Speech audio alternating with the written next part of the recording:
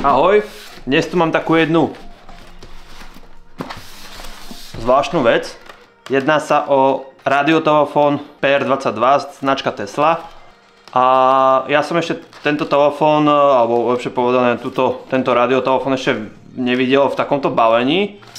Tak natočím o tom krátke video, že teda aby aj tí ľudia, čo nemajú možnosť, alebo sa možno tak okrajovo o to zaujímajú, tak aby mohli si teda pozrieť, čo v tom balení bolo originálne. Takže nie som žiaden radioamatér alebo niečo, takže moc tomu nerozumiem, ale som dnes skúšal mám 3 kusy takýchto vysielačiek a som dnes skúšal ich všetky dať do prevádzky, teda sa mi to podarilo a všetky fungujú a medzi sebou komunikujú, pretože úplnou náhodou sa mi podarilo kúpiť sériu tých, ktoré sú v podstate spárované medzi sebou, teda majú tie isté frekvencie, všetky 3 kanály majú rovnaké, takže sa dá s nimi komunikovať. Otázne je, že tie akumulátory sú už z roku 1985, tak si myslím, že kapacitu už nebudú mať žiadnu, ale tak no, je to len také ako retro, taký nejdem to tu asi používať každý deň,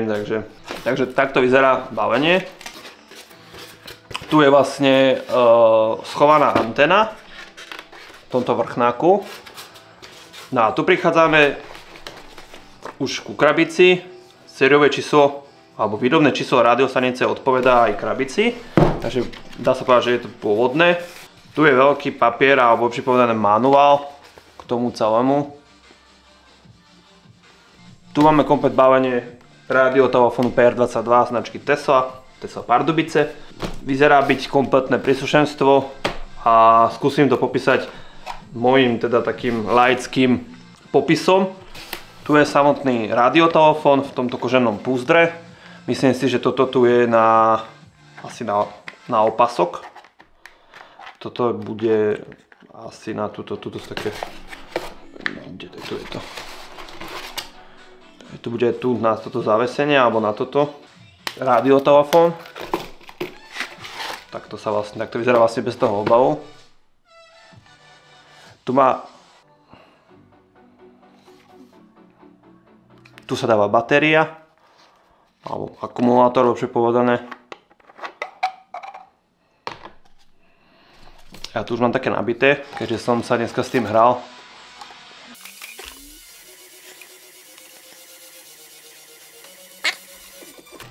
Môžeme si teda naspäť takto do obalu. Tu je urobený aj výrez na to výrobné číslo. Takto zaistím. Tak. Ďalej tu máme podstatnú vec k radiotelefónu. A to je v podstate slúchatko, alebo lepšie povedané, no neviem ako tomu povedať. Tesu, zase výrobný štítok. Na jednej strane taký ten ich port všeobecný pre Tesu. Je k tomu takáto šnúrka.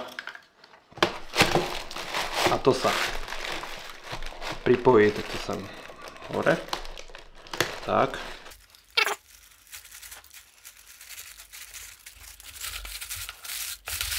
A teoreticky, keď by som to teraz pustil, toto tlačítko je na pustenie.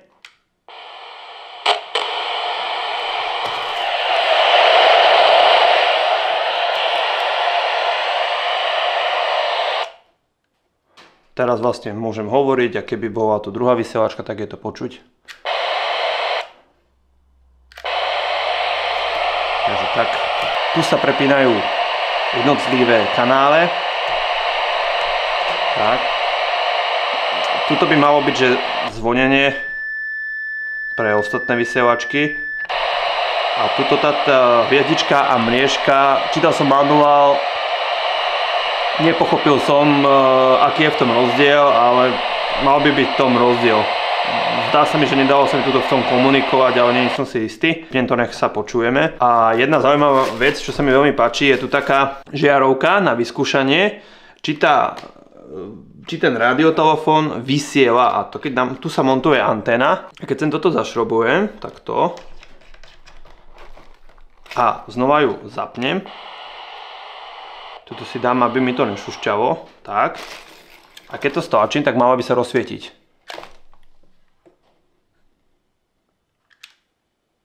To znamená, že vysiela, že je teda funkčná.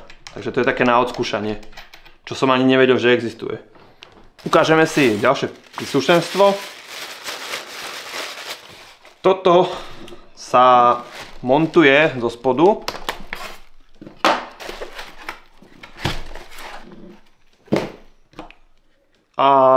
Ale neporozumel som v príručke alebo v manuáli, že čo konkrétne by to malo robiť, ale je to ako taký nejaký modul, má názov PT20, originál od Tesly, ale neviem, že čo to má robiť, nemá robiť, neviem, už som to nejak nepochopil v tom manuáli.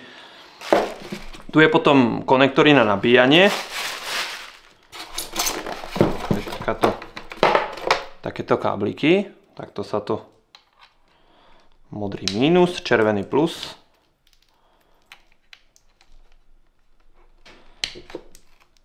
A toto je vlastne nabíjačka.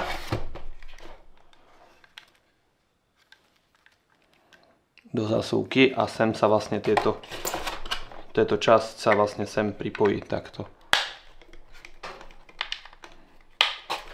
A vlastne to slúži na nabíjanie. Podľa manuálu by sa malo nabíjať 16 hodín, čo je dosť. Takže asi sa nejedná o rýchlo nabíjačku, ako sme zvyknutí v dnešnej dobe, ale tak fajn. Ďalej tu máme. Tu sa dá vložiť batéria. A ak som to dobre porozumel, tak malo by to byť ako ešte externá batéria do vrecka. Ale neviem, že či to tak aj reálne funguje, alebo tak, lebo keď som mal zapnutú nabíjačku, tak v podstate nešla tá vysielačka, ako keby, keď bola baterka vybitá a bola zapojená nabíjačka, tak tá vysielačka aj tak nefungovala. Musel som počkať, nech nabije batériu, až potom tá vysielačka fungovala. Tak, mám tu ďalší radiotelefón PR22. Vlastne ten z tých troch kusov druhý. A idem ich skúsiť zapnúť. Obidva. To znamená, že z tejto nuly prejdem na prvý stupeň. Tak už mne šumí. Postavím si to takto sem. A skúsim túto druhú.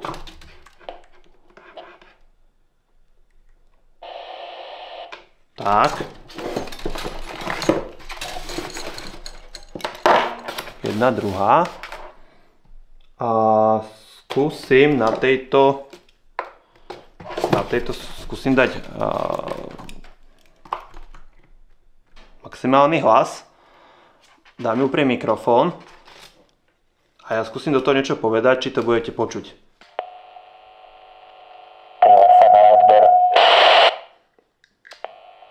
Daj odoberať kanál. Takže vidíte, fungujú. Skúsim opačne. Haló, haló. Tak. Hop.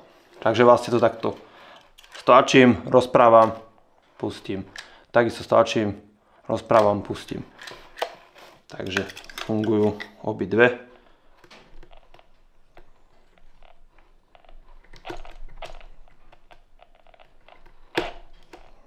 Tak, jedna.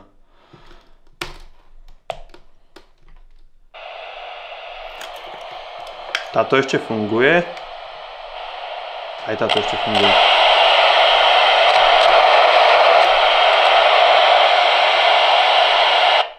Tak, teraz sú odrušené. Skúška.